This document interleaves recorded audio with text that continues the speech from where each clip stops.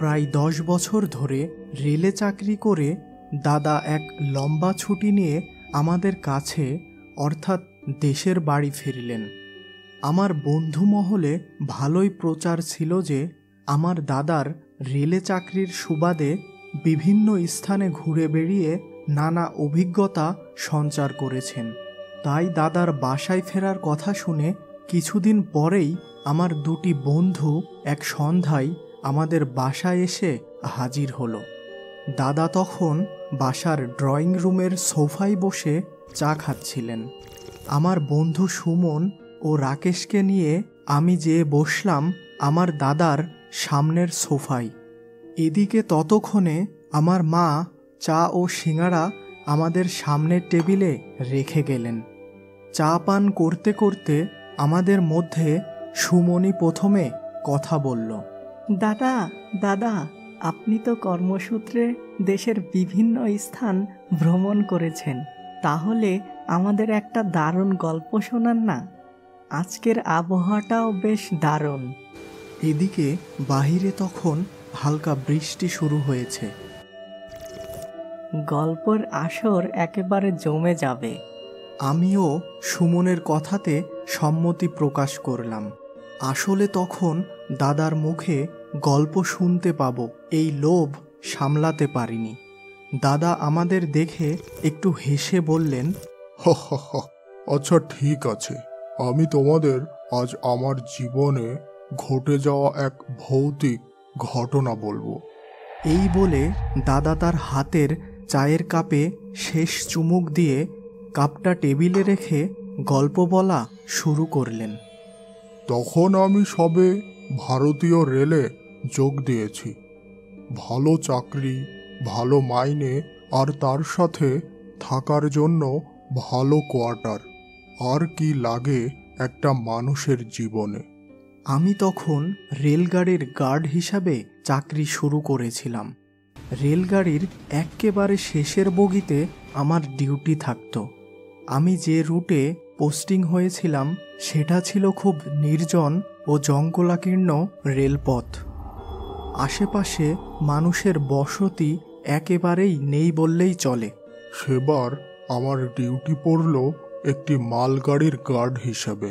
এই কথা বলেই দাদা যেন কিছুটা নড়ে চড়ে বসলেন। আর এদিকে বাহিরে বৃষ্টিটা হালকা থেকে এখন মুষলধারে শুরু হয়ে গেছে। প্রত্যেকের মুখ দেখে মনে হলো যে এখন কারো এই গল্পের আসর ছাড়ার ইচ্ছা নেই। সবাই এক প্রকার মন্ত্রমুগ্ধের মতো শুনেই চলেছে। ঘরের ভেতর খালি জ্বলছে একটি মাত্র লণ্ঠন। দাদা আবার বলতে শুরু করলেন, প্যাসেঞ্জার ট্রেনের তুলনায় মালগাড়িতে ডিউটি দেওয়া কিছুটা কষ্টকর, কারণ মালগাড়িতে কম পরিমাণ লোকজন থাকে, আর তাতে রাত বিরেতে জঙ্গলাকীর্ণ পথ। ট্রেনের সমস্যা হলে আশপাশ থেকে সাহায্য পাওয়ার কোনো আশাও নেই। ভূতের ভয় কখনোই আমার ছিল না। ভয় ছিল শুধু ডাকাতদের, যারা রাতের অন্ধকারে কয়লা চুরি করার জন্য ট্রেনে আক্রমণ করে। ওই দিন যখন আমি ট্রেনের চার্জ বুঝে নিলাম, তখন আমার হাতঘড়িতে সময় রাত 2টা। শীতের রাত, ঠান্ডাও প্রচুর। আমি সোয়েটারটা আমার ইউনিফর্মের উপর পরে নিলাম। রাত 2:30 নাগাদ মালগাড়ি স্টেশন থেকে রওনা শুরু করলো। আস্তে আস্তে মালগাড়ির গতি বৃদ্ধি পেতে লাগলো। এরপর 2 থেকে 3টি রেল স্টেশন পার হলাম। এবার খেয়াল করলাম আমাদের মালগাড়িটি বেশ ঘন জঙ্গলাকীর্ণ রেলপথে প্রবেশ করতে চলেছে। আমি আমার লোহার লাঠিখানা হাতের কাছে নিয়ে রাখলাম। জঙ্গলাকীর্ণ এই রেলপথে কিছুটা এগোতেই গাড়ির গতি কমতে লাগলো এবং শেষ পর্যন্ত এই ঘন জঙ্গলের মাঝখানে গাড়ি থেমে গেল। গাড়ির চালক মহোদয় আমাকে বিষয়টি দেখার নির্দেশ দিলেন।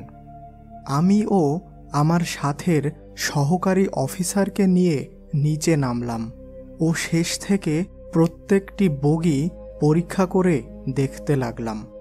তখন ঘড়িতে সময় রাত 3:30। একে তো এই ঘন জঙ্গলের মাঝে, চারিপাশ একেবারে শুনশান নীরবতা, আর মাঝে মাঝে শোনা যাচ্ছে শেয়াল কুকুরের হৃদয় বিদারক আওয়াজ। যে কোনো মানুষের বুকের রক্ত জল করে দেওয়ার পক্ষে যথেষ্ট ছিল। কিন্তু আমি আগেই বলেছি, ভূতের ভয় আমার কোনো দিনই ছিল না। আমার সাথের সহকারী অফিসারকে নিয়ে একের পর এক বগি পরীক্ষা করতে লাগলাম। হঠাৎ এক বগির কাছে এসে থমকে গেলাম। দেখি চারিপাশ রক্ত ছড়িয়ে আছে, আর ওইখানেই পড়ে আছে 2টি কাটা হাত। আমি তখন বুঝতে পারলাম এই জন্যই এত সমস্যার সৃষ্টি। আমার সাথের সহকারী অফিসারকে ওইখানে আর কোনো লাশ আছে কিনা এবং আর কোনো প্রাণী কাটা পড়েছে কিনা তা দেখার জন্য তাকে রেখে গার্ড ভ্যানের দিকে এগোলাম, গাড়ির চালক মহোদয় ও কাছের স্টেশন মাস্টারকে ব্যাপারটা জানানোর জন্য। আমি গার্ড ভ্যানের কাছে পৌঁছাতেই পেছন থেকে এক গগনভেদী চিৎকার শুনতে পেলাম। এতটাই বিকট চিৎকার ছিল যে আশেপাশের ঘুমিয়ে থাকা জঙ্গলের পশু পাখি সজাগ হয়ে গেল। আমি দ্রুত আমার সহকারী অফিসারের দিকে ছুটে গেলাম। সেখানে যেয়ে যে দৃশ্য দেখলাম তা অন্য কেউ দেখলে নির্ঘাত সেখানেই অজ্ঞান হয়ে যেত।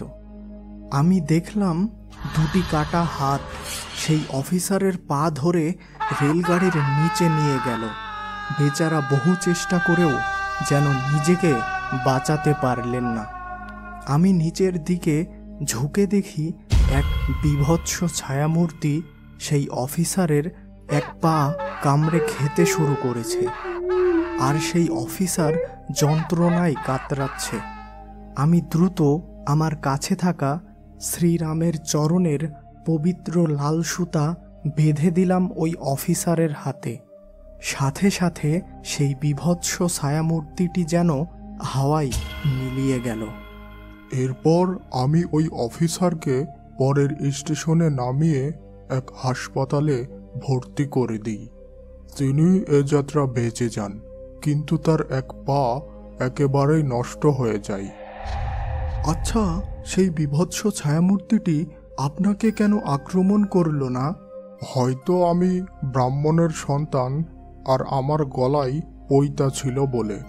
দাদা, সেই বীভৎস ছায়ামূর্তিটি আসলে কি ছিল, আর কেনই বা সে লোকজনকে আক্রমণ করত এইভাবে? আমি পরে জানতে পেরেছিলাম যে ওই জঙ্গলে ছোট একটি কুঠিরে বাস করত এক বুড়ি। একবার রেল লাইন পেরোতে গিয়ে সে রেলে কাটা পড়ে। এরপর থেকে গভীর রাতে যখন কোনো ট্রেন ওই রেলপথ অতিক্রম করত, তখন মাঝে মাঝে কিছু ট্রেন একাই থেমে যেত।